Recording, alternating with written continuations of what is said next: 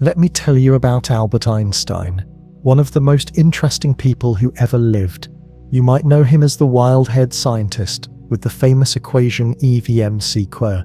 Or maybe you've heard stories about his theories that changed how we understand space and time. But tonight we're going to discover the complete story of his life. Not just the brilliant discoveries, but the small moments, the struggles, the family dinners, the heartbreaks, and all the very human details that made him who he was. We'll walk together through his entire journey, from the day he was born in a small German town in 1879, all the way through his childhood fascination with a simple compass, his teenage rebellions, his early failures and rejections, his breakthrough years when he rewrote the laws of physics, his complex love life, his fame and controversies, right up to his final days in Princeton, New Jersey. Einstein lived through some of the most turbulent times in human history: 2 world wars, the rise and fall of empires, the dawn of the atomic age. His story is woven into the fabric of the 20th century. But at its heart, it's the story of a curious child who never stopped asking questions about how the universe really works. So settle in comfortably, and let's begin this journey through the life of Albert Einstein. Genius father, husband, refugee, and above all, a deeply human soul trying to make sense of the mysteries all around us. On March 14, 1879, in the small city of Ulm in southern Germany, a baby was born who would one day unlock some of the universe's deepest secrets. But on that spring morning, he was just Albert Einstein, a chubby, unusually large-headed infant who worried his grandmother so much that she declared he was much too fat and far too big. His head seemed enormous compared to his tiny body, and for weeks his family wondered if something might be wrong with their newborn son. The world Albert entered was vastly different from ours. In 1879, there were no cars on the streets, just horse-drawn carriages clip-clopping over cobblestones. There was no electricity in most homes, no telephones, no radios. People still lit their houses with gas lamps and candles. The German Empire was barely 8 years old, still a patchwork of kingdoms and duchies that had only recently unified under Kaiser Wilhelm I. In America, Thomas Edison had just invented the light bulb, but it would be years before most people would see one. Albert's parents, Hermann and Pauline Einstein, were part of Germany's growing Jewish middle class. Hermann was a gentle, optimistic man who sold featherbeds for a living, those thick, fluffy mattresses stuffed with goose down that people slept on in those days. He had kind eyes and a mustache that drooped at the corners, and he loved to tell stories and jokes. Pauline, Albert's mother, came from a more prosperous family named Koch. She was practical and strong-willed, with dark hair pinned up in the fashion of the time. She managed the household with German efficiency and had a particular love for music. She played piano beautifully and insisted that culture and education were the most important things in life. The Einstein house was a comfortable 2-story building with high ceilings and tall windows that let in the bright Bavarian sunlight. There was a proper dining room where the family gathered for meals, a parlor where Pauline played piano in the evenings, and a garden out back where young Albert would later spend hours playing and thinking. The house always smelled faintly of Pauline's cooking, hearty German dishes like sauerbraten and potato dumplings, and on Fridays the sweet scent of challah bread baking for Shabbat, even though the Einsteins weren't particularly religious. When Albert was 2 years old, his sister Maria was born, though everyone called her Marja. She was a delicate, pretty child with her mother's dark eyes, and she adored her older brother from the moment she could focus her eyes on his face. Albert, however, was not immediately impressed. When his parents first showed him his new baby sister, he examined her carefully and then asked, "Yes, but where are its wheels?"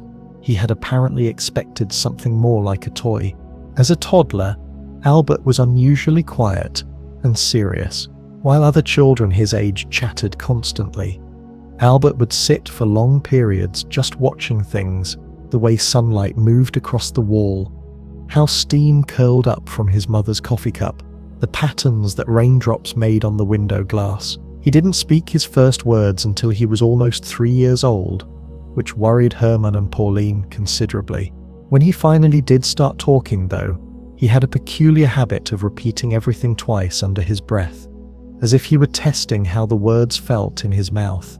The first great wonder of Albert's life came when he was 5 years old and confined to bed with a fever. His father, wanting to cheer up his sick son, brought him a small magnetic compass. Albert stared at the little needle in complete fascination. No matter which way he turned the compass, the needle always swung back to point north. There was something invisible, something he couldn't see or touch, that was controlling that needle. He later described this moment as one of the most important of his childhood, the moment he realized there were invisible forces at work in the world, mysterious powers that governed how things behaved. Young Albert loved mechanical toys, wind-up soldiers, spinning tops, little clockwork animals that would march across the floor. But even more than playing with them, he loved taking them apart to see how they worked. The Einstein house was often littered with the scattered pieces of toys that Albert had carefully disassembled, studying each gear and spring with intense concentration. This drove Pauline to distraction, but Herman found it amusing. "The boy thinks like an engineer," he would say proudly. Albert was a solemn, intense child who seemed to carry the weight of deep thoughts on his young shoulders. At family gatherings, while his cousins ran around playing tag or hide and seek, Albert would sit quietly in a corner, watching the adults talk or studying the patterns in the wallpaper. His relatives sometimes whispered that he was a strange child, perhaps not quite right in the head. But Pauline and Herman saw something special in their son's intense focus and curiosity. The Einstein family lived comfortably but not lavishly. They had a housekeeper named Barbara who came in 3 times a week to help with cleaning and cooking. On Sunday afternoons, they would take walks through Munich's English Garden, a vast park with winding paths, duck ponds, and beer gardens where families gathered to drink and listen to brass bands.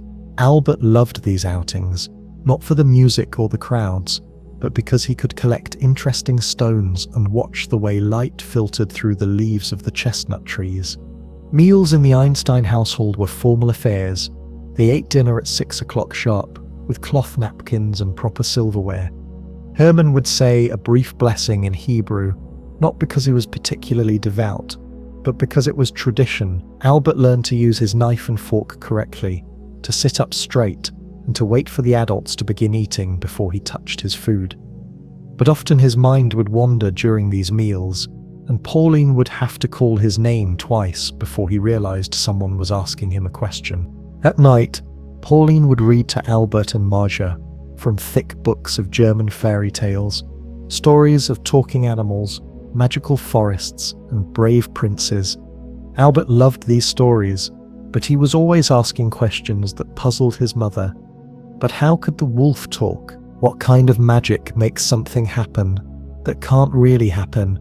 Even at 5 years old, he was already trying to understand the difference between fantasy and reality, between what was possible and what was just a nice story. When Albert turned 6, the time came for him to start school. On a crisp September morning in 1885, Pauline walked him to St. Peter's Catholic Elementary School, a stern stone building with high arched windows and the smell of chalk dust and old wood. Albert clutched his mother's hand tightly as they climbed the steps to the heavy wooden doors. This was his first real venture into the world beyond his family, and he was both excited and terrified. The classroom was a formal, intimidating place with rows of wooden desks, a large crucifix on the wall, and a stern-faced teacher named Herr Müller, who believed children should be seen and not heard. The students sat ramrod straight, hands folded, speaking only when spoken to. This rigid atmosphere felt completely foreign to Albert, who was used to the warmth and gentle chaos of his home. The other children seemed to know instinctively how to behave, when to stand, when to recite their lessons in unison. Albert felt like he was trying to learn the rules of a game that everyone else already understood. His first day was a disaster. When Herr Müller asked the class to recite the alphabet, Albert mumbled along uncertainly, his voice a beat behind the others. During arithmetic, he got lost trying to follow the teacher's rapid explanations. At recess, the other boys played rough games of tag and soccer, shouting and running around the courtyard. Albert hung back, watching from a corner, feeling like an outsider looking in at a world he didn't quite understand. But gradually, Albert began to find his place. He discovered that he had a remarkable gift for mathematics. While other students struggled with addition and subtraction, numbers seemed to dance in Albert's mind with perfect clarity. He could solve problems that baffled children 2 or 3 years older than him. When Herr Müller wrote equations on the blackboard, Albert would often know the answer before the teacher finished writing the question. His favorite subject quickly became geometry. There was something beautiful and logical about shapes and angles that appealed to Albert's orderly mind. He loved the way you could prove that something was true using nothing but logic and careful reasoning. At home, he would draw triangles and squares on sheets of paper, measuring angles with a wooden ruler and calculating areas with growing excitement. When Albert was 8, his parents decided to transfer him to the Luitpold Gymnasium, a more prestigious school that would prepare him for university. The gymnasium was an imposing brick building, with tall windows and long corridors that echoed with the sound of students' footsteps. Here the academic expectations were much higher, and the discipline was even stricter than at St. Peter's. The German educational system in those days was built on rigid authority and rote memorization. Students were expected to memorize vast amounts of information and recite it back word for word. Questioning the teacher was not just discouraged, it was seen as a form of rebellion. Albert found this approach stifling and pointless. He could memorize facts well enough, but he wanted to understand why things work the way they did, not just accept them as given truths. But Albert found salvation in mathematics and physics. His math teacher, Herr Weber, recognized the boy's extraordinary talent and began giving him advanced problems to solve. Albert devoured these challenges, often working on them late into the evening by lamplight in his bedroom. By the time he was 12, he had taught himself algebra and was tackling calculus problems that university students found difficult. It was around this time that Albert experienced his second great wonder. A family friend named Max Talmud, a young medical student, would come to dinner at the Einstein house every Thursday. Max brought Albert books on mathematics and science that opened up entirely new worlds. One book in particular, Aaron Bernstein's popular books on physical science, captured Albert's imagination completely. Bernstein asked readers to imagine what it would be like to travel alongside a beam of light at the speed of light. This thought experiment would puzzle Albert for the next 10 years and eventually lead to his theory of relativity. Albert's teenage years were marked by increasing conflict with authority. He hated the rigid, militaristic atmosphere of the gymnasium, where students were expected to march in formation and obey orders without question. The Prussian educational system seemed designed to crush individual thinking and creativity. Everything that Albert valued most. He began to rebel in small ways, asking inconvenient questions, challenging teachers' explanations, refusing to participate in the patriotic songs and ceremonies that were part of daily school life. At home, Albert was going through his own spiritual crisis. At age 12, he had become intensely religious, composing songs in praise of God and following Jewish dietary laws strictly. But as he read more science books, he began to see contradictions between religious teachings and scientific facts. This crisis of faith left him feeling isolated and confused. He lost his belief in traditional religion, but retained a deep sense of wonder about the mysteries of the universe. When Albert was 15, his father's business failed spectacularly. Hermann and Jakob had invested everything in trying to win a contract to provide electrical lighting for the city of Munich. But they lost the bid to a larger company with better connections. Faced with bankruptcy, Hermann decided to move the family to Italy, where he hoped to start over with a relative's help. Albert was supposed to stay behind in Munich to finish his education, boarding with a local family. For 6 months, Albert lived alone in a cramped boarding house room, attending the gymnasium during the day and spending his evenings in miserable solitude. He wrote long, lonely letters to his parents, describing his unhappiness and his growing hatred of the German educational system. The prospect of mandatory military service when he turned 17 filled him with dread. He watched older students marching in military drills and felt physically sick at the thought of becoming part of that machine. Finally, in December 1894, Albert made a dramatic decision. He convinced a doctor to write a letter stating that he was suffering from nervous exhaustion and needed to leave school immediately for his health. Then, without telling anyone his plans, he packed his few belongings and took a train to Italy to join his family.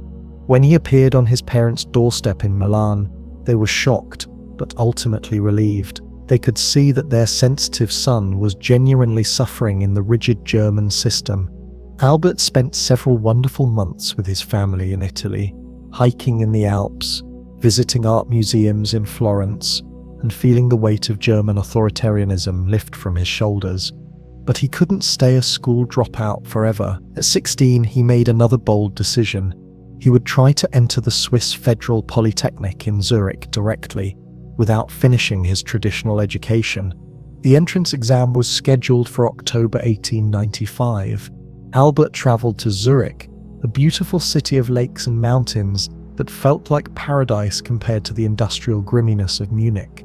The exam was held in a grand building overlooking Lake Zurich, and Albert tackled it with confidence. His mathematics and physics scores were outstanding, among the highest the examiners had ever seen from someone so young.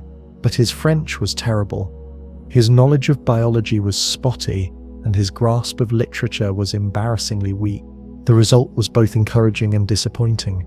The Polytechnic's director, Professor Albin Herzog, was so impressed with Albert's mathematical abilities that he offered him a special deal. If Albert would spend 1 year at a preparatory school to round out his education, he would be guaranteed admission the following year. And so Albert found himself in Aarau, a small Swiss town nestled in the foothills of the Alps. He boarded with the family of Jost Winterler, the school's principal, and for the first time in years, he was genuinely happy. The Swiss educational system was everything the German system was not: relaxed, encouraging, focused on understanding rather than memorization. Students were treated as thinking individuals rather than future soldiers. Albert bloomed in this environment.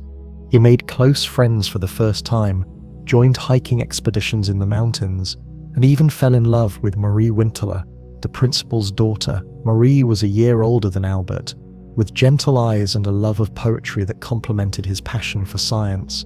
They would take long walks together, talking about books and dreams and the future they imagined sharing. In September 1896, Albert graduated from Aarau with excellent marks.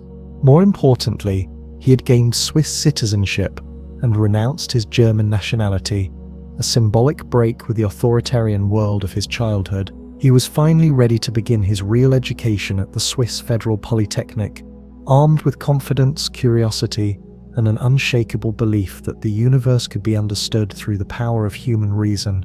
In the autumn of 1896, 17-year-old Albert Einstein walked through the doors of the Swiss Federal Polytechnic in Zurich as a student in the mathematics and physics teaching program. The building was magnificent, a grand stone structure with soaring ceilings, wide staircases, and lecture halls filled with the latest scientific equipment. After years of struggling against rigid educational systems, Albert finally felt like he was where he belonged. The Polytechnic had only 6 students in Albert's program, and among them was someone who would change the course of his life. Mileva Meric, a 20-year-old Serbian woman with dark, intense eyes and a brilliant mind for mathematics. Mileva was one of the very few women studying physics in all of Europe, a pioneer in her own right. fighting against social conventions that said women had no place in science. She walked with a slight limp from a childhood hip problem, was fiercely independent, and shared Albert's passion for understanding the deepest mysteries of the physical world. Albert and Mileva began as study partners, spending long hours in the library working through complex equations and debating the latest discoveries in physics. They would sit at wooden tables surrounded by thick textbooks, their heads bent together over pages of calculations, completely absorbed in their work. Gradually, their intellectual partnership blossomed into something deeper. Albert found himself looking forward to their study sessions not just for the mathematics, but for Mileva's quick wit, her unconventional thinking, and the way her eyes lit up when she solved a particularly difficult problem. Their romance was unconventional and passionate. They wrote each other long letters filled with physics equations and declarations of love, often mixing scientific discussions with intimate endearments. This rebellious attitude cost him dearly. When graduation time came in 1900, Albert's grades were good, but not outstanding. More importantly, he had alienated Professor Weber, who refused to recommend him for graduate study positions. Albert watched helplessly as his classmates secured academic appointments, while he was left with no prospects and no clear path forward. For 2 frustrating years, Albert searched desperately for work. He applied for teaching positions at schools across Switzerland and Germany, sending letter after letter and receiving rejection after rejection. Sometimes he didn't even get replies. He tried tutoring private students but found the work unreliable and poorly paid. Money became a constant worry. He couldn't afford decent clothes, lived in cheap boarding houses, and sometimes went days eating nothing but bread and soup. During this difficult period, Mileva became pregnant. The news should have been joyful, but instead it created a crisis. In 1901, unmarried pregnancy was a scandal that could destroy both their careers and their families' reputations. Mileva returned to her parents' home in Serbia to give birth in secret, while Albert remained in Switzerland, anxiety gnawing at him as he worried about both Mileva and their unborn child. In early 1902, Mileva gave birth to a daughter they named Liza. Albert never saw his firstborn child. The distance and social conventions made it impossible. Letters between Albert and Mileva suggest that little Liza either died of scarlet fever in infancy or was given up for adoption. The loss haunted both parents, adding another layer of sadness to their already difficult circumstances. Finally, in June 1902, Albert's luck changed. His friend and former classmate Marcel Grossman's father knew someone at the Swiss Patent Office in Bern, and he was able to arrange an interview for Albert. The job was as a technical expert third class, essentially a clerk who would review patent applications for mechanical inventions and electrical devices. The salary was modest but steady, and for the first time in 2 years, Albert had financial security. The patent office was housed in a solid government building in the heart of Bern, a city of covered walkways, medieval towers, and the gentle sound of the River flowing through the center of town. Albert's office was a small, plainly furnished room with a desk, some filing cabinets, and a window that looked out onto the busy street below. His job was to read through patent applications, proposals for new typewriters, electric motors, mechanical sorters, and countless other inventions, and determine whether they were original and workable. Albert approached this work with characteristic thoroughness and intelligence. He could usually evaluate a patent application much faster than his colleagues, leaving him with hours of free time during each workday. He used this time to think about physics, working out equations on sheets of paper that he would quickly hide in his desk drawer whenever his supervisor walked by. His colleagues nicknamed him the Thinker because he would often sit motionless at his desk, staring out the window with a faraway expression while his mind worked through complex scientific problems. In May 1904, their son Hans Albert was born. Albert was overwhelmed with joy at becoming a father, this time under happier circumstances than with poor Liesel. He would spend hours watching his infant son sleep, amazed by the perfect tiny fingers and the way the baby's chest rose and fell with each breath. Hans Albert had his father's dark hair and his mother's serious expression, and Albert was determined to be a better father than his own had been. But even as Albert's personal life stabilized, his scientific mind was racing toward discoveries that would change the world. The long hours at the patent office, the quiet evenings working through equations, the discussions with Mileva about the latest developments in physics. All of this was building toward 1905, the year that would make Albert Einstein famous and transform our understanding of reality itself. During these early adult years, Albert formed deep friendships that would last throughout his life. He started an informal discussion group with two other young men, Konrad Haber, a mathematician, and Maurice Solovine, a philosophy student. They met regularly at Albert's apartment, calling themselves the Olympia Academy as a joke about their grand intellectual aspirations. They would sit around Albert and Mileva's simple wooden table, drinking coffee and debating the ideas of philosophers like David Hume and Ernst Mach, scientists like Henri Poincaré, and writers like Dostoevsky and Cervantes. These conversations were more than just entertainment. They were helping Albert develop the philosophical framework that would underpin his revolutionary scientific theories. Questions about the nature of space and time, the relationship between matter and energy, the role of observation in determining reality. All of these deep issues were explored during those evening sessions in the small apartment on Kramgasse. Albert's work at the patent office was also more relevant to his scientific development than it might have seemed. Day after day, he reviewed inventions that dealt with electromagnetic devices, mechanical systems, and problems of synchronization and measurement. By 1904, Albert had published several scientific papers in respected physics journals, but they hadn't attracted much attention from the broader scientific community. He was still just a patent clerk who did physics as a hobby, but he was about to embark on the most productive year of his life, a period that would earn him the title of the most important physicist since Newton and change humanity's understanding of the universe forever. The year 1905 would later be called Einstein's miracle year, annus mirabilis in Latin, and for good reason.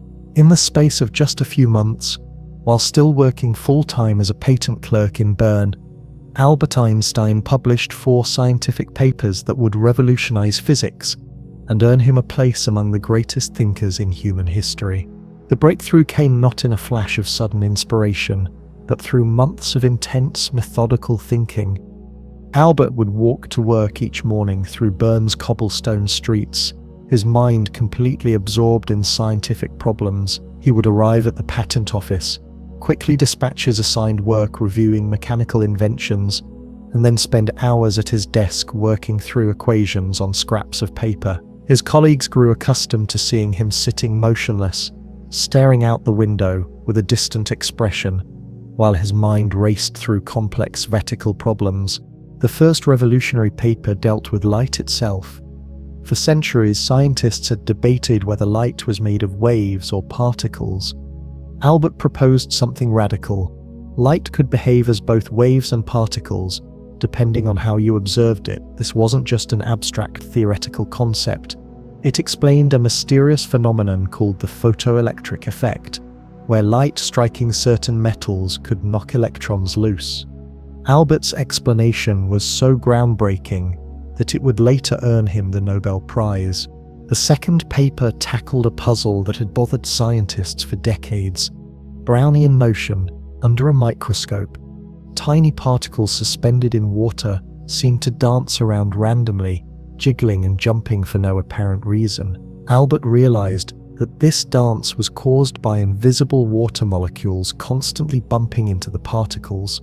His mathematical analysis provided the first concrete proof that atoms and molecules, which no one had ever seen, actually existed. This paper helped settle one of the fundamental debates in physics, but Albert's third paper was the one that would make him famous around the world. It introduced what would become known as the special theory of relativity, and it began with a deceptively simple idea that had been puzzling Albert since he was 16. What would happen if you could travel alongside a beam of light? Albert realized that the answer to this question revealed something profound about the nature of space and time themselves. He proposed that nothing could travel faster than the speed of light, and that time and space were not separate, absolute things, but were woven together into a single fabric that could stretch and bend. If you traveled very fast, approaching the speed of light, time would actually slow down for you compared to someone standing still. Space and time, Albert concluded, were relative, depending on your motion and perspective. This wasn't just philosophical speculation. Albert provided detailed mathematical equations that made specific, testable predictions. He showed that if his theory was correct, objects would become heavier as they moved faster, time would dilate at high speeds, and distances would contract. These effects were tiny at everyday speeds, which is why no one had noticed them before, but they became dramatic as you approached the speed of light.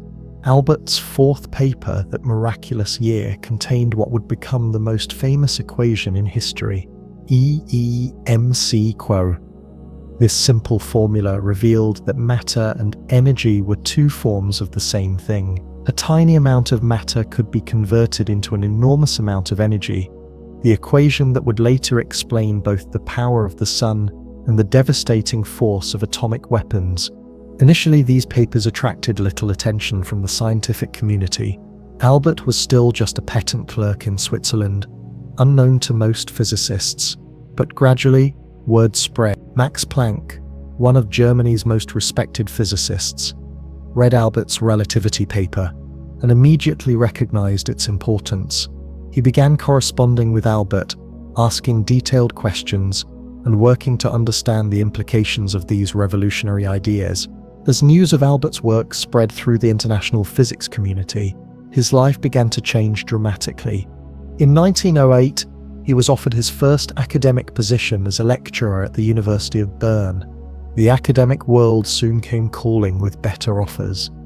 In 1909, Albert was offered a full professorship at the University of Zurich, and he finally left the patent office behind. At age 30, he was becoming one of the most talked about scientists in Europe. The transition wasn't easy. Albert had never taught before, and he found preparing lectures and grading papers much more demanding than his quiet work reviewing patents. But Albert's fame was just beginning. In 1911, he moved to Prague to take a prestigious position at Charles University. Prague was an ancient, beautiful city with Gothic spires and medieval bridges. But Albert felt out of place there. The academic atmosphere was formal and hierarchical, very different from the egalitarian Swiss institutions where he had thrived. Worse, the city was filled with ethnic tensions between Germans and Czechs that made Albert uncomfortable. After just 1 year in Prague, Albert jumped at the chance to return to Switzerland, accepting a professorship at his alma mater, the Swiss Federal Polytechnic, now called ETH Zurich. But the biggest opportunity of his career was yet to come.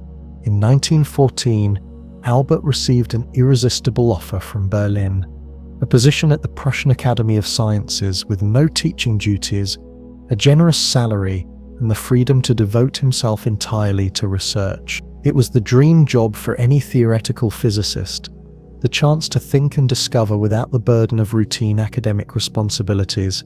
The move to Berlin, however, came with personal costs. Mailever had never liked Germany, with its militaristic culture and anti-Serbian prejudices. When they arrived in Berlin in April 1914, she felt isolated and unhappy. As Albert's relationship with Elsa deepened, his marriage to Mailever deteriorated. The final blow came in July 1914, when Mailever discovered Albert's affair. In a scene of terrible pain and anger, she packed her belongings, and those of their 2 sons, Hans Albert and Eduard, and returned to Zurich. Albert, caught up in his research and his new romance, let them go without much of a fight. That same summer, World War I erupted across Europe. Albert, now a German citizen again, watched in horror as the continent tore itself apart. Unlike many of his colleagues who supported the war effort, Albert was a pacifist who believed the conflict was a tragic waste of human life. This position made him unpopular with many of his Berlin colleagues and added to his growing isolation. But Albert channeled his energy into perhaps his greatest scientific achievement, the general theory of relativity. Building on his earlier work, he developed a new understanding of gravity, not as a force, but as the curvature of space-time itself. Massive objects like stars and planets bent the fabric of space and time around them, and this bending was what we experienced as gravitational attraction. The theory made a specific, testable prediction. Light from distant stars should bend as it passed near the Sun during a solar eclipse. In 1919, a British expedition led by Arthur Eddington traveled to observe a total solar eclipse and photograph stars near the Sun. When they developed their photographs, they found that the starlight had indeed bent by exactly the amount Einstein had predicted. The announcement of this confirmation made Albert Einstein famous around the world overnight. Newspapers proclaimed that a German scientist had rewritten Newton's laws of gravity. Albert's wild hair, absent-minded professor appearance, and revolutionary ideas captured the public imagination in a way that few scientists had ever experienced. Behind the wild-haired genius that the world came to know lived a man of deep contradictions. When it came to matters of the heart, Albert Einstein's personal relationships were as complex and turbulent as his scientific theories, filled with passion, betrayal, love, and profound sadness. After his separation from Mailever in 1914, Albert's relationship with his cousin Elsa Lowenthal deepened into love.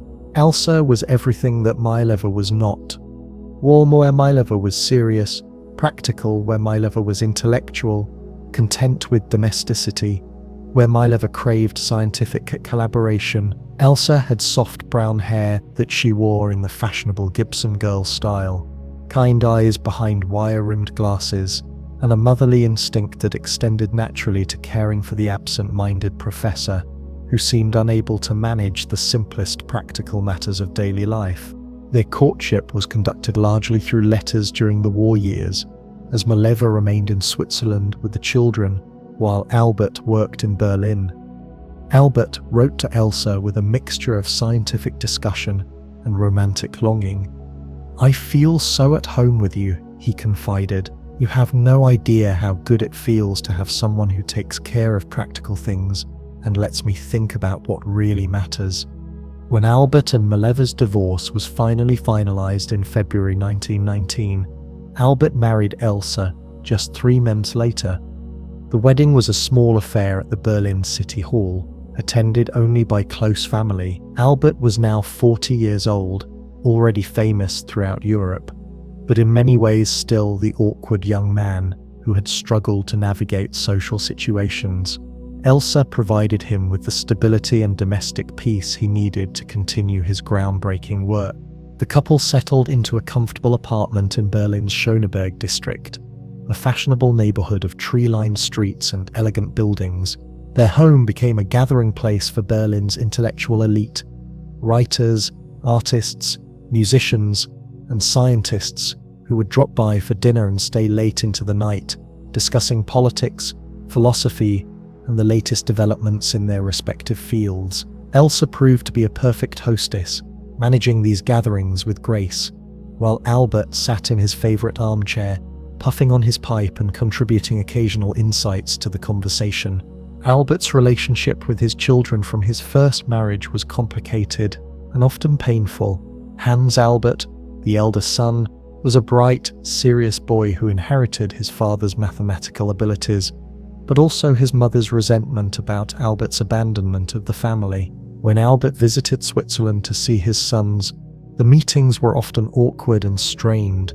Hans Albert would answer his father's questions politely, but coolly, maintaining the emotional distance that Mailever had encouraged. Eduard, the younger son whom the family called Tete, was different, more sensitive, more artistic, more emotionally fragile than his older brother. He had inherited his father's intensity, but lacked Albert's ability to channel it productively. As Eduard grew into his teens, Albert tried to connect with him through letters filled with scientific explanations and philosophical discussions, but the damage from Albert's abandonment of the family ran deep, and Eduard struggled with feelings of anger and abandonment that would later contribute to his mental health problems. Albert's daily routine in Berlin was both simple and eccentric. He would wake late, often after 9 in the morning, and shuffle to the kitchen in his bathrobe and slippers for breakfast. Elsa would have prepared coffee and rolls, and Albert would sit at the kitchen table, reading the morning newspapers while absently stirring sugar into his cup. After breakfast, he would retreat to his study, a cluttered room filled with books, papers, and scientific instruments, where he would work on his theories, often forgetting to eat lunch until Elsa brought him a tray. His appearance became increasingly disheveled as he grew older and more famous. His hair, already unruly in his youth, grew wilder with age as he developed a habit of running his hands through it while thinking. He stopped wearing socks, claiming they were unnecessary and just got holes in them anyway. His clothes were often wrinkled and mismatched, a source of gentle exasperation for Elsa, who would try to make him presentable before important meetings or public appearances. Albert's relationship with fame was complicated. On one hand, he enjoyed the recognition and the platform it gave him to speak out on issues he cared about: pacifism, civil rights, and Jewish causes. On the other hand, he found the constant attention exhausting and intrusive. Reporters would camp outside his apartment building, hoping for quotes or photographs. Strangers would stop him on the street, asking for autographs or wanting to discuss their own theories about the universe. One of Albert's greatest pleasures was sailing. He loved the feeling of wind in the sails and the peaceful solitude of being on the water. He owned a small sailboat that he kept at a lake outside Berlin, and he would spend summer afternoons gliding across the water, often bringing along a notebook to work on equations while the boat drifted in the breeze. Elsa, who couldn't swim and was terrified of water, would watch nervously from shore as Albert sailed off for hours at a time. Music was another passion that brought Albert deep joy. He had learned to play the violin as a child, and he continued to play throughout his life, though he was never particularly skilled. What he lacked in technique, he made up for in enthusiasm. He loved Bach above all other composers, finding in the mathematical perfection of Bach's fugues a reflection of the ordered beauty he saw in the physical universe. He would often play chamber music with friends, and his Berlin apartment would fill with the sounds of string quartets on Sunday afternoons. Albert's political views were shaped by his experiences of war and persecution. He was a committed pacifist who believed that war was humanity's greatest evil, a position that put him at odds with many of his German colleagues during World War I. He also became increasingly committed to Zionism and Jewish causes, not out of religious conviction. He remained essentially secular throughout his life, but out of a sense of solidarity with persecuted Jews around the world. His friendship with other intellectuals was a source of great pleasure. He maintained long correspondences with scientists like Niels Bohr and Max Born, philosophers like Bertrand Russell, and writers like Thomas Mann. These letters reveal a man who was deeply thoughtful about human nature, ethics, and the role of science in society. Albert believed that scientists had a responsibility to use their knowledge for the betterment of humanity, not just for abstract understanding. As the 1920s progressed, Albert's fame continued to grow, but so did the challenges in his personal life. His son Eduard's mental health problems became more serious, requiring expensive treatment and causing Albert great anguish. His relationship with Mileva remained strained and bitter, complicated by financial obligations and disputes over the children's upbringing. And as anti-Semitism began to rise in Germany, Albert found himself increasingly targeted by nationalist groups who resented his international fame and his outspoken political views. Despite these challenges, Albert's life with Elsa provided him with a stable foundation for his work.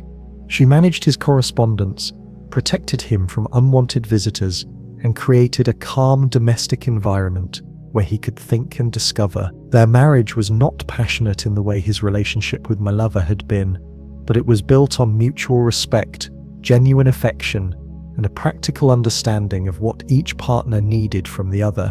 In their quiet moments together, reading by the fireplace in the evening, taking walks through Berlin's parks, sharing meals with close friends, Albert and Elsa found a contentment that had eluded Albert in his turbulent first marriage. It was the kind of steady, comfortable partnership that allowed genius to flourish, even as the world around them grew increasingly dark and dangerous.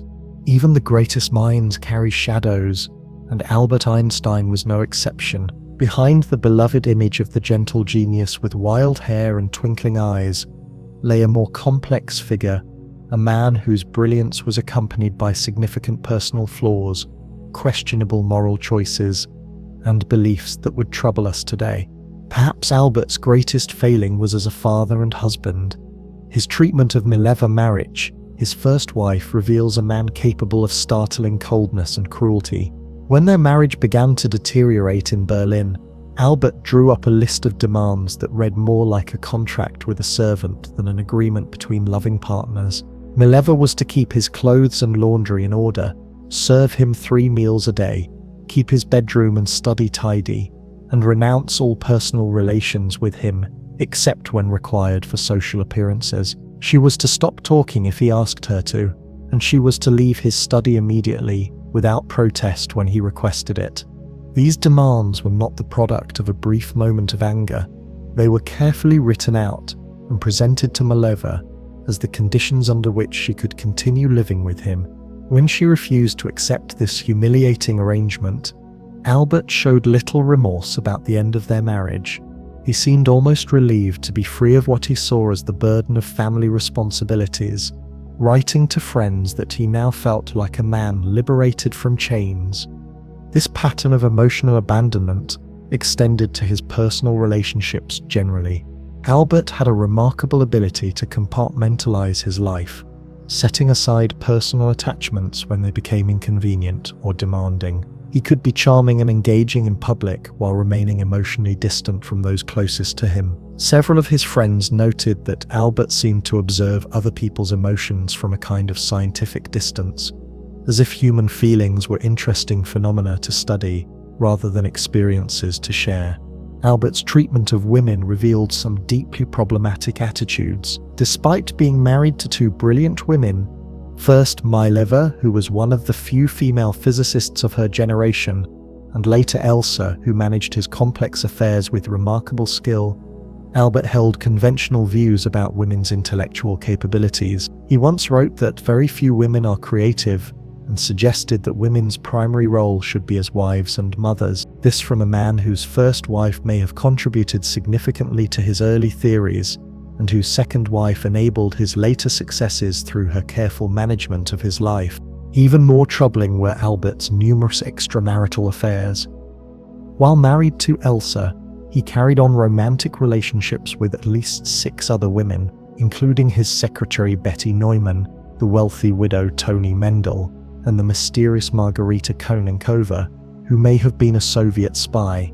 Albert seemed to view these relationships as natural and harmless, showing little concern for the pain they caused Elsa or the complications they might create. He wrote frankly to friends about his weakness for the feminine sex, as if this were simply an amusing character trait rather than a pattern of betrayal.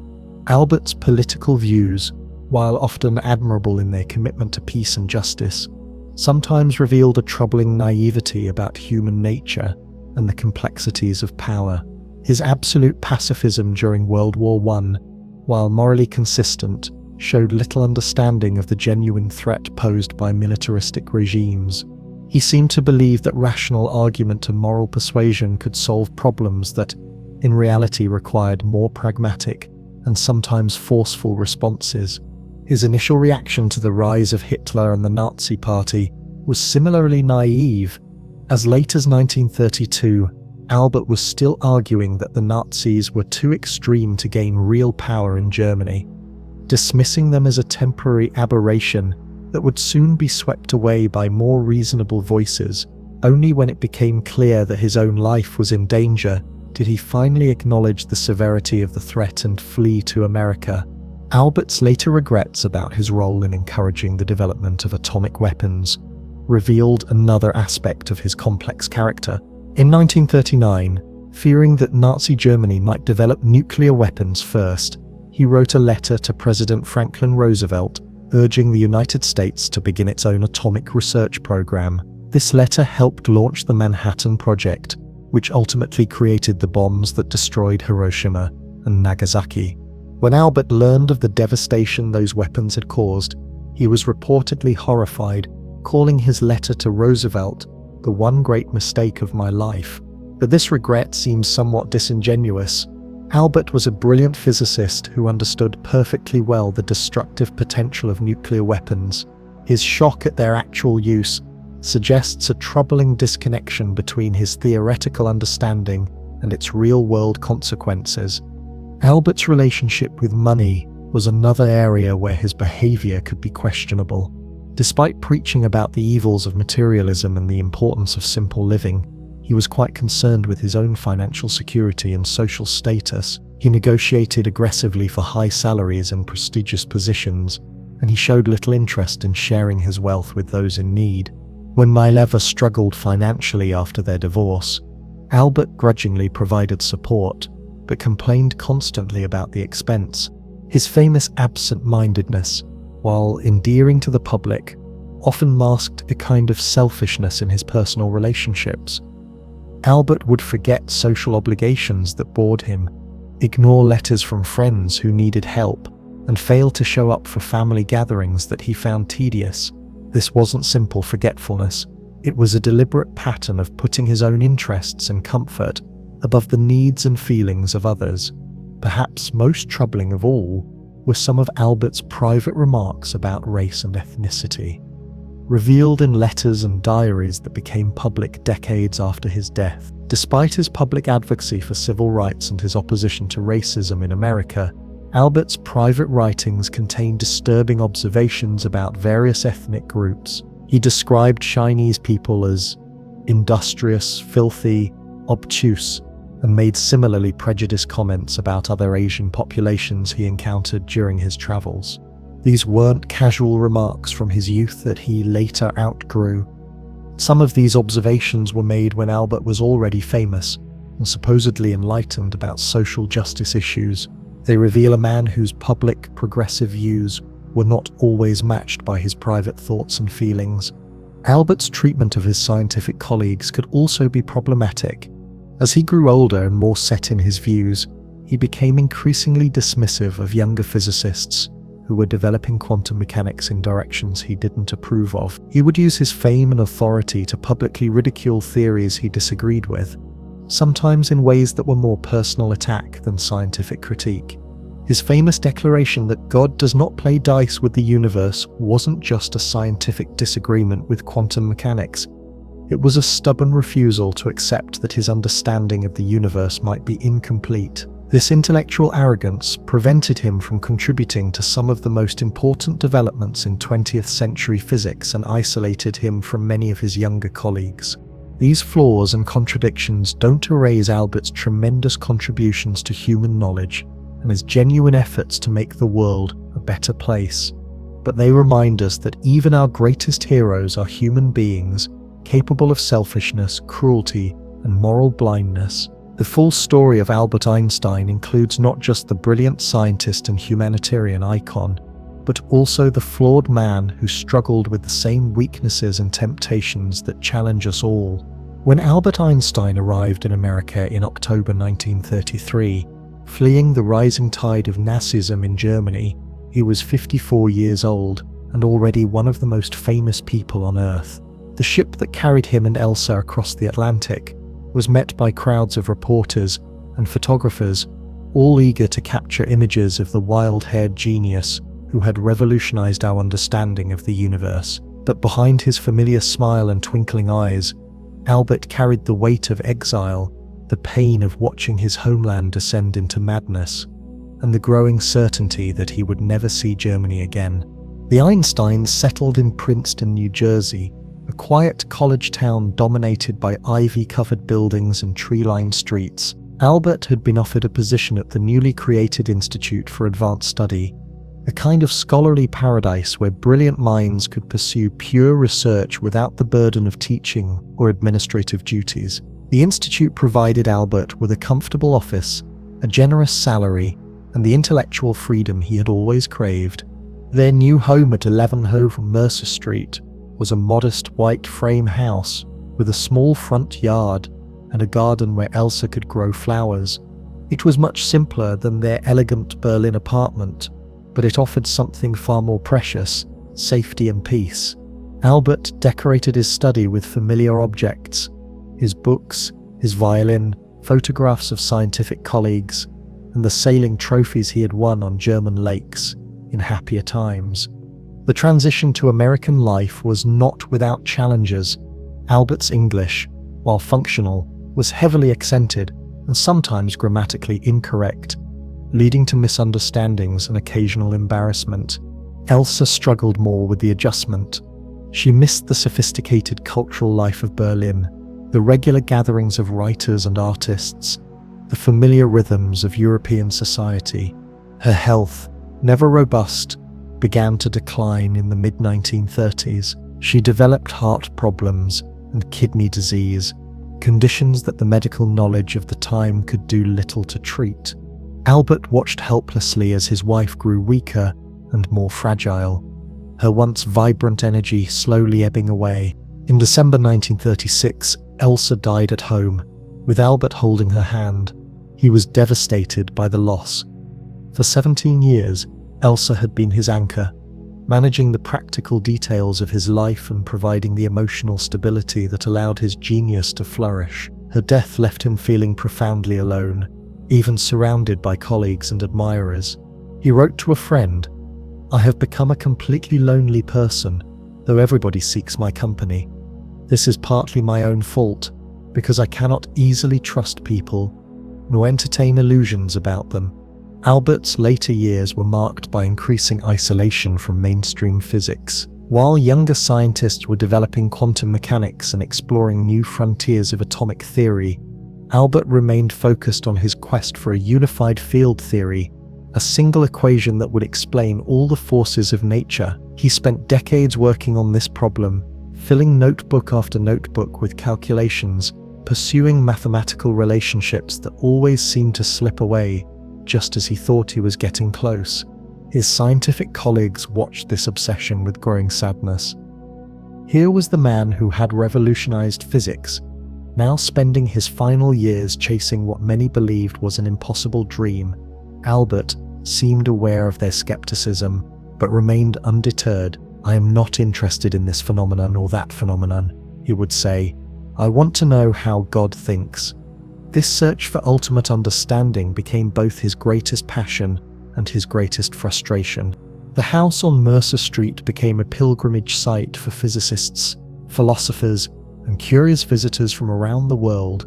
Albert would receive them graciously, often in his study surrounded by books and papers, pipe smoke curling around his wild white hair. He would listen patiently to their ideas, offer gentle corrections to their misunderstandings, and share his thoughts about the deep mysteries of existence. But those closest to him could see the loneliness behind his public warmth. Albert's relationship with his surviving son, Hans Albert, slowly improved during these later years. Hans Albert had become a successful engineer, specializing in hydraulic engineering and water flow problems. He had inherited his father's mathematical mind, but applied it to practical rather than theoretical problems. When Hans Albert visited Princeton with his own children, Albert delighted in being a grandfather, playing with the children and showing them simple physics experiments in his study. The tragedy of Eduard, however, continued to haunt Albert. His younger son's schizophrenia had worsened over the years, requiring permanent institutionalization in Switzerland. Albert rarely spoke about Eduard, but friends noticed that letters from Mileva about their son's condition would leave him depressed for days. The guilt over his abandonment of the family, combined with his helplessness in the face of mental illness, created a wound that never fully healed. As Albert aged, his appearance became even more distinctive. His hair grew completely white, and even wilder, standing out from his head in all directions. He stopped bothering with formal clothes, preferring old sweaters and comfortable shoes. His face grew more lined, but retained its capacity for sudden childlike expressions of wonder when he encountered something interesting or beautiful. In his 70s, Albert's health began to decline. He had always been robust, rarely bothering with doctors or medical concerns, but age was catching up with him. In 1948, he was diagnosed with an abdominal aortic aneurysm, a dangerous swelling of the main blood vessel that carries blood from the heart to the rest of the body.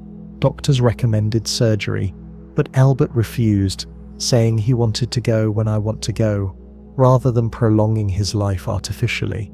Despite his failing health, Albert remained intellectually active almost until the end. He continued working on his unified field theory, writing letters to colleagues around the world, and speaking out on political issues that concerned him. He was particularly vocal about the dangers of nuclear weapons, having come to regret his role in encouraging their development.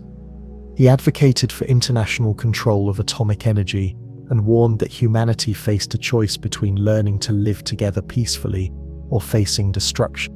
Albert's final public act was signing a manifesto with the British philosopher Bertrand Russell, calling on world leaders to remember their humanity and renounce war as a means of settling disputes. The Russell-Einstein Manifesto, as it came to be known, warned that the development of hydrogen bombs had made war between major powers tantamount to suicide for the human species. On April 13, 1955, while working late in his study, Albert experienced severe abdominal pain. The aneurysm in his aorta had begun to rupture, causing internal bleeding. He was rushed to Princeton Hospital, where doctors again urged him to consider surgery. But Albert, now 76 years old, and characteristically stubborn, refused. "I want to go when I want to go," he repeated. "It is tasteless to prolong life artificially." Albert spent his final days in the hospital bed, occasionally working on equations when the pain allowed. He had asked for paper and pencils so he could continue his work on the unified field theory, still hoping to unlock the final secrets of the universe. On the morning of April 18, 1955, he spoke a few words in German to a nurse who didn't understand the language. Then, quietly and peacefully, Albert Einstein died. The world mourned the loss of its most famous scientist. Newspapers around the globe carried headlines announcing Einstein's death, and tributes poured in from world leaders, fellow scientists, and ordinary people whose lives had been touched by his work and his humanity. But perhaps the most fitting tribute was the continuing search for understanding that he had inspired in countless others, the ongoing quest to comprehend the elegant mathematical structures that govern our universe. Albert's body was cremated, and his ashes were scattered at an undisclosed location in accordance with his wishes. He had wanted no grave that might become a shrine, no monument to his memory except the ideas and discoveries he left behind. In death, as in life, Albert Einstein remained focused on the pursuit of truth rather than personal glory, leaving behind a legacy that would inspire generations of scientists to continue asking the deep questions about the nature of reality itself. When Albert Einstein died on that April morning in 1955, the world lost more than just a brilliant scientist.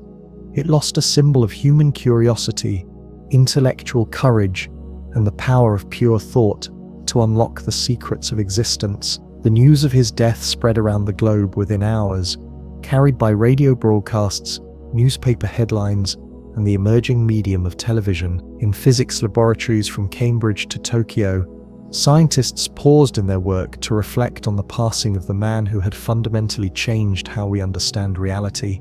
The immediate impact of Albert's death was profound. Princeton University lowered its flags to half-mast.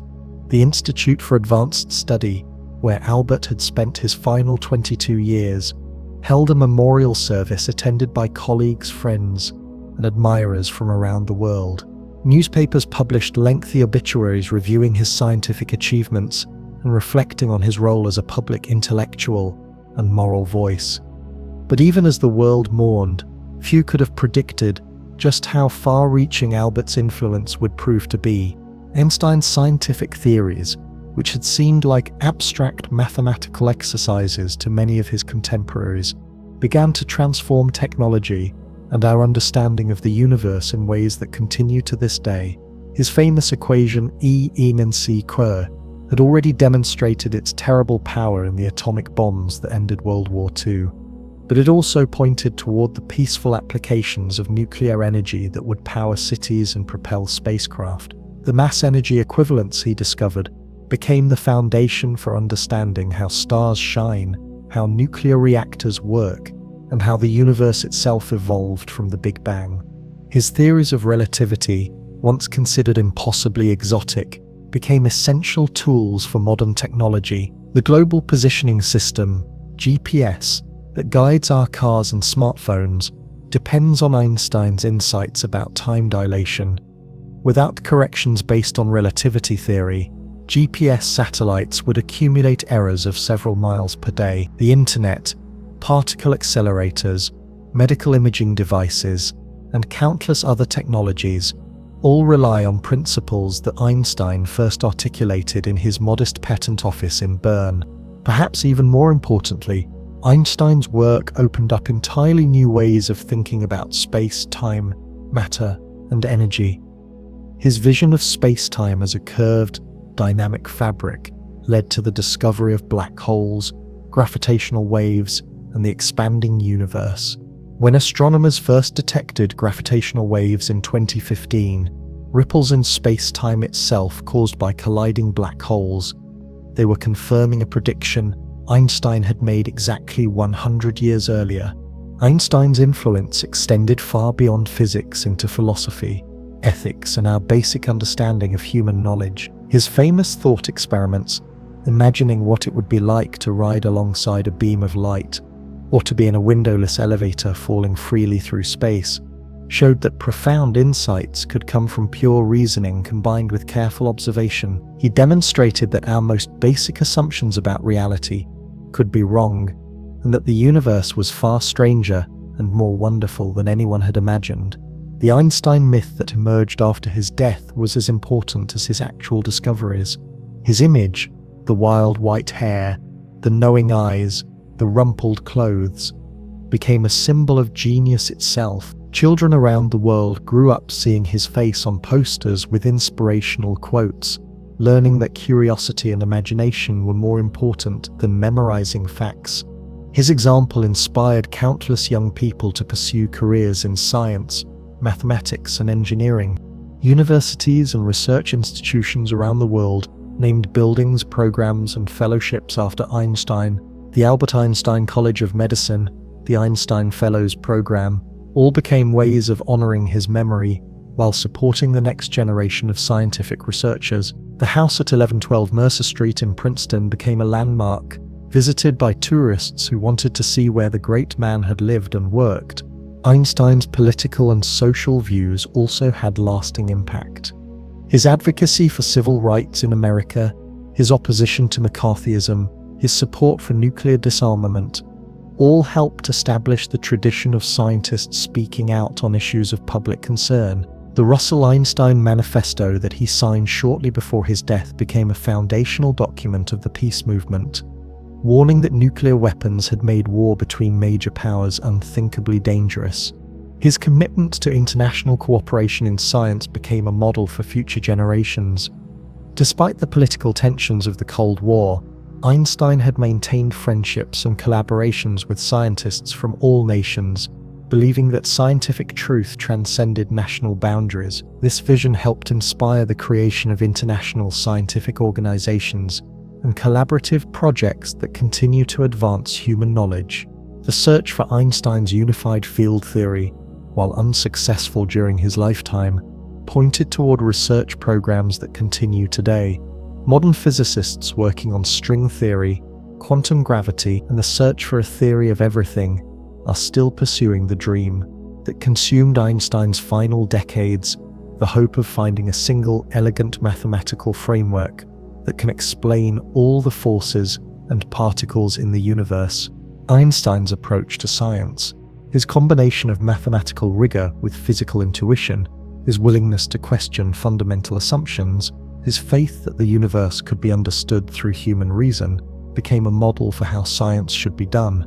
Graduate students in physics still study his papers not just for their content, but for their methodology, learning how to construct thought experiments, how to identify the essential physics in complex problems, and how to communicate difficult ideas clearly and persuasively.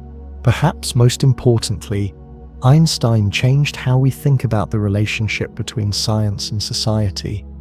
Before Einstein, most people viewed science as a specialized technical field with little relevance to their daily lives. Einstein showed that scientific discoveries could have profound implications for how we understand our place in the universe, how we organize our societies, and how we face the great challenges of human existence. His warnings about nuclear weapons, his advocacy for civil rights, his reflections on religion and morality, all demonstrated that scientists have both the opportunity and the responsibility to contribute to discussions about the most important issues facing humanity. This tradition of the scientist as public intellectual, established by Einstein, continues today as researchers speak out on climate change, artificial intelligence, genetic engineering, and other emerging technologies that will shape our future.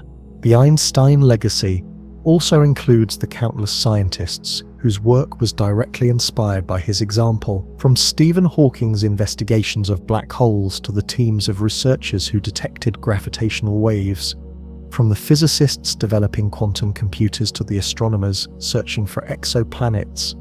Einstein's influence can be traced through multiple generations of scientific discovery. More than half a century after his death, Albert Einstein remains probably the most recognizable scientist in history. His name has become synonymous with genius. His image is instantly recognizable around the world, and his ideas continue to shape our understanding of reality.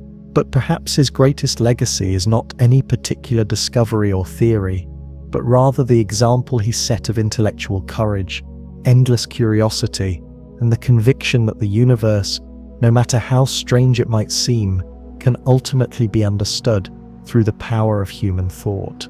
In an age when science and technology play increasingly important roles in our lives, when we face global challenges that require both technical solutions and moral wisdom, Einstein's example remains more relevant than ever. He showed us that the greatest scientific discoveries come not from memorizing facts or following established procedures, but from asking fundamental questions, challenging conventional wisdom, and never losing our sense of wonder at the mysterious beauty of the world around us. And that's the story of Albert Einstein. From 1879 to 1955, he lived a life full of curiosity, discovery, love, loss, and the endless pursuit of understanding. He was born a curious child who wondered about invisible forces, grew into a young man who dared to question the nature of space and time itself, and became an old man still searching for the ultimate secrets of the universe. What made Albert special wasn't just his brilliant mind, though that was certainly extraordinary. It was his childlike sense of wonder that never faded, his courage to think thoughts that no one had thought before, and his deep belief that the universe, no matter how mysterious it seemed, could be understood through careful reasoning and observation. He showed us that the greatest discoveries come not from accepting what we're told, but from asking what if and why, and then following those questions wherever they might lead. Albert lived through times of great change and terrible conflict, but he never lost his faith in human reason or his hope that knowledge could make the world a better place. He made mistakes, as all humans do, but he also touched something eternal, those deep mathematical truths that govern how stars shine, how time flows, and how the universe itself came to be. As you drift off to sleep tonight, perhaps you can carry with you some of Albert's endless curiosity about the world around us. Tomorrow, when you see sunlight streaming through a window, or watch the stars appear in the evening sky, or simply wonder about how things work, you'll be sharing something with that wild-haired genius who spent his life asking the deepest questions about existence itself. Rest well, and remember that the universe is far more beautiful and mysterious than we can ever fully comprehend, and that's exactly what makes it so wonderful to explore.